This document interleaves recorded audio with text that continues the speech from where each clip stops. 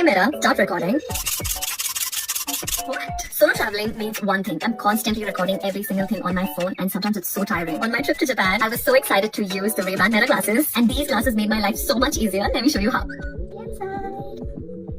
So cute. Anytime I want to record, I just long press this button on the top, let me show you, like this, or say, hey Mira, start recording. That's it, it starts recording. My hands are free and the clarity is beautiful. There is so many moments in Japan where I wanted to show you my exact POV, but had no one to hold the camera, and this solved the problem completely. Another thing that I love, this little light on the side, the moment it starts blinking, it tells everyone in front of you that it's recording. Hey Meta, play my travel playlist. Playing Travel Mix on Spotify.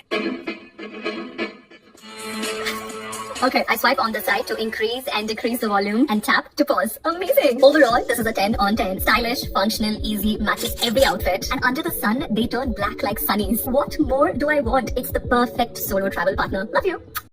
In case you ever wondered what the face of a sellout looks like, here are some of them. I cannot believe, especially the clip that I played is that specific content creator. She is such a so-called self-proclaimed feminist. She, on so many occasions, about so many things that have happened online with women, she has given such articulate takes about feminism, rights, and equality and colorism. So somebody who is categorically, I would say, woke, somebody who knows what is going on in this current world right now with its conservative leaning movement, women's rights being actively taken away, the exploitation and everything, just so shit right now for women in general, who has talked about her experience as a woman and has just critically spoken about a lot of things that would make me think that this person is a feminist. And then they go up and do a fucking Ray-Ban Meta glasses collaboration.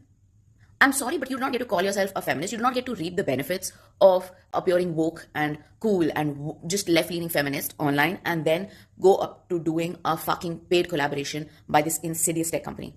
It's disgusting to me to see so many female content creators actively collaborate with Meta glasses. It's like seeing chickens endorse KFC because you know the moment this tech, and it has already started, the tech falls into the wrong hands, which this is going to bring an onslaught of digital rape and exploitation against a huge number of women, men, children, elderly, people with disabilities. There are so many disgusting implications of this disgusting tech. All of these content creators sicken me.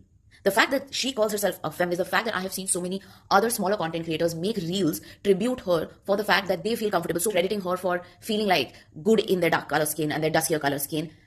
She has such a large number of young impressionable women who look up to her, and then she goes and takes money from a brand, from a tech company that is complicit in female exploitation.